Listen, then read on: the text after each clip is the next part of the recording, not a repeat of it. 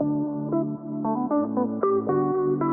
guys, today we want to talk all about kids' education funding. How much should we be saving? What type of accounts should we be setting up for our kids? But if this is your first time joining us, welcome. My name is Michael Foley. I'm a certified financial planner and student loan professional, and also the son of two doctors. And I really developed Lifestyle Creep to really help our healthcare workers and their families in our society to live more intentional lives in their finances, and hopefully inspire you to live more humble and quiet lives as well. So thanks for joining, and let's dive in. So, my wife and I we just had our first baby, Daniel. He's now almost 6 months old, which is exciting.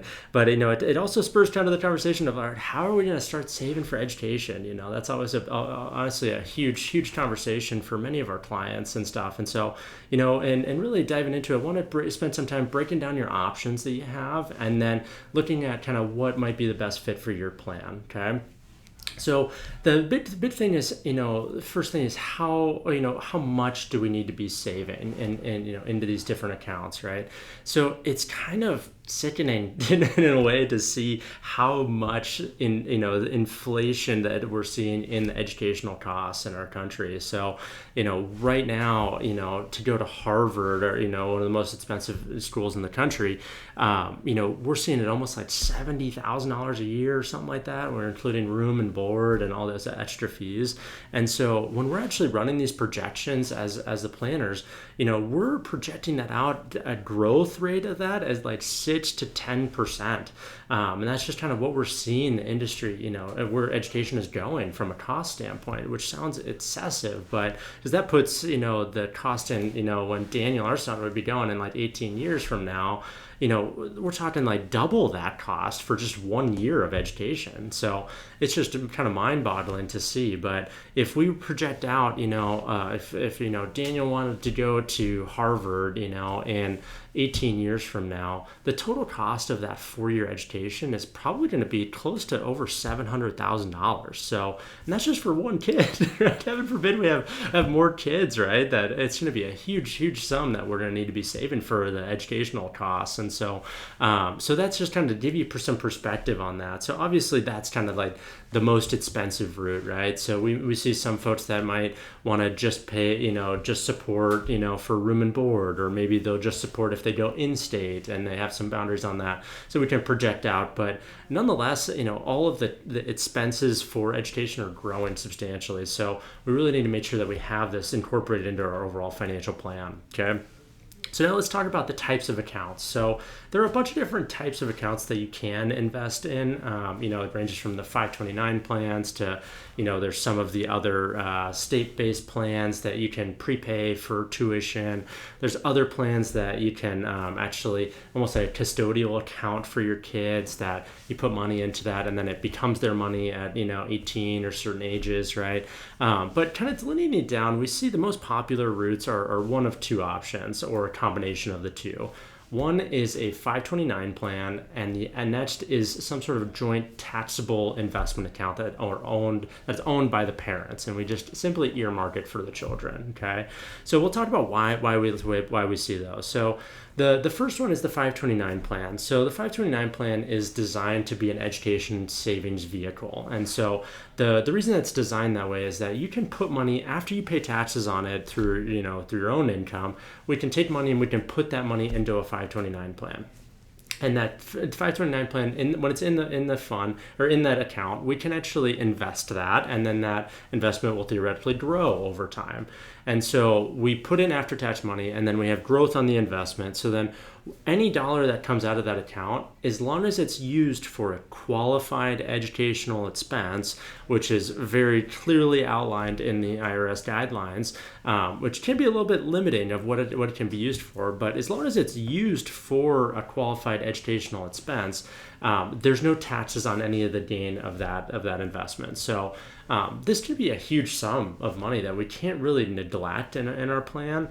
However, we're seeing a lot more people steer away from that, from the 529, or overfunding the 529 plan, because sometimes we can get money stuck in there. And we see, several of our clients on kind of the back end of their career that are in retirement right now, we still see regularly people have maybe like $50,000, $100,000 set in a 529 plan for their child that is now grown and out of school, right? And so we can always change the beneficiary, and we're making it like the grandchildren now, right? But if they were to redo that, they probably wouldn't have put as much into the 529 plan and locked it up in there, right? Because if we don't use that money for qualified educational expenses, we get penalized and taxed, and it's really a nightmare to try to get that money out, right?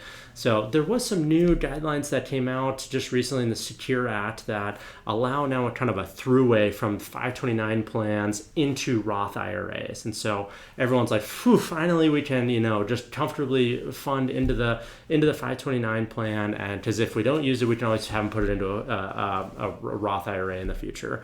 But not so fast. We got to be cautious because there are limitations on how much we can actually move into that Roth IRA, and the account has to be 15 years old. There's a lot of guidelines that limit how much we can actually transition into that into the Roth IRA. So not necessarily the best portal, but nonetheless we can't neglect the tax savings on some of these, right? So especially if we have kind of a bolus of money that we put towards that 529 plan when they're really young, and that grows over time, it's probably the best way to do it, right? But if we're, because we're getting all the tax savings on the growth, but if we're putting money in when they're 17 years old and they're going to school the next year, there's almost like zero to like no value in that, because we got to remember the only benefit that you're getting on that money is on the growth of the investment, not the actual putting the money into the account, right? So we got to be thoughtful of that.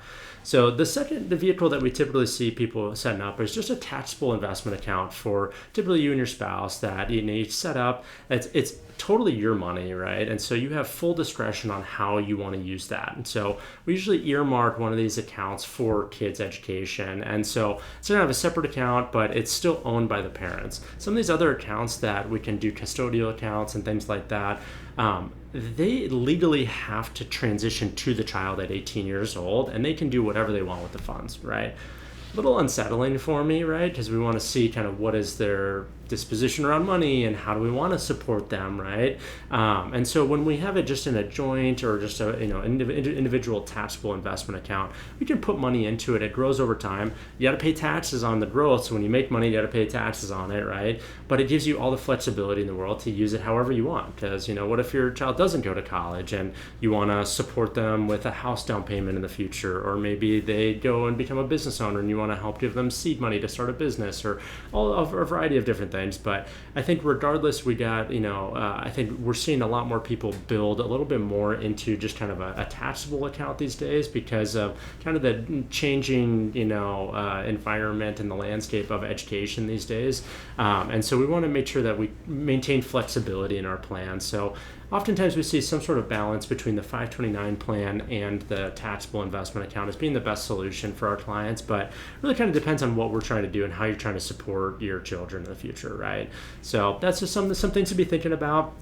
Hopefully this is helpful to give you some perspective on the different options you have from an education funding standpoint, and hopefully some eye-opening numbers from an education. They were sure eye-opening for our family when we're looking at some of these costs for education in the future. But always fun to see where it's going. So, but the more time we have to save for it, the easier it makes it. So that's the perks of planning ahead. But so thanks again for joining. Hopefully this is helpful for you to live more humble and quiet lives, and we hope to see you in the next episode. Thanks so much.